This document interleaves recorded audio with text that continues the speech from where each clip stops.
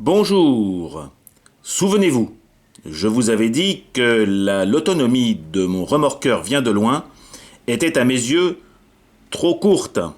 Aussi avais-je commandé à Gin Microcosme une pompe électrique que vous voyez ici, et il m'avait en outre fabriqué un pied de niveau spécial pour moi, me permettant d'avoir à la fois ici la partie admission de la pompe, la partie branchement sur la chaudière et la partie branchement du régulateur.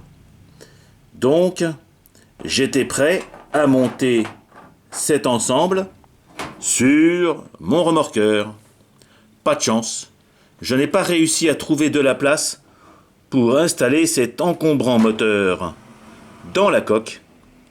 Par ailleurs, je ne trouvais pas cela très vapeur. Aussi ai-je pris l'option de commander à Gin une pompe mécanique vue sur une de ses vidéos, et il me l'a envoyé au format lettre, ce qui fait que j'ai un tout petit peu de travail pour monter cette pompe sur la machine que j'ai actuellement. Mais vous avez ici un bâti, donc l'avantage c'est que je n'ai qu'à reposer l'ancienne machine sur ce bâti, monter la pompe sur cette partie, et j'aurai une pompe attelée, mécanique.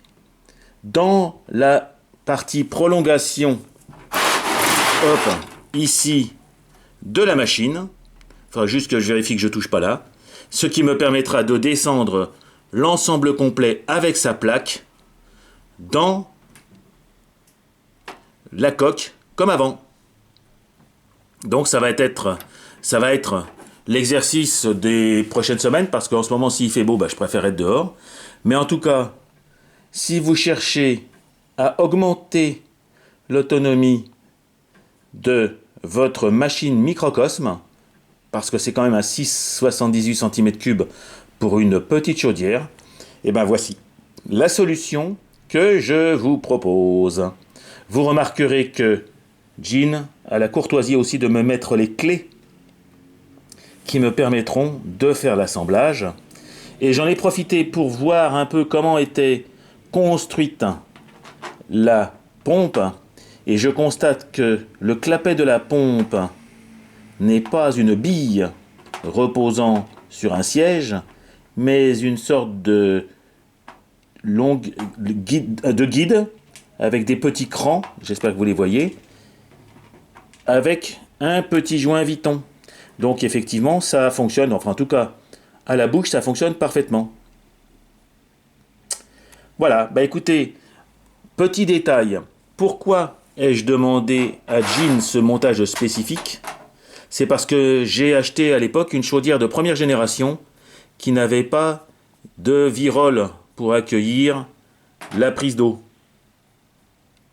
Le clapet d'entrée, je ne sais plus exactement comment ça s'appelle, mais en tout cas, la partie qui permet de gérer l'admission de l'eau sans retour avec le clapet en retour. Voilà, ça va être donc l'admission à clapet en retour dans la chaudière. Et normalement, sur ces nouvelles chaudières, si vous l'avez acheté récemment, vous avez ici une prise qui vous permet de brancher le clapet anti-retour.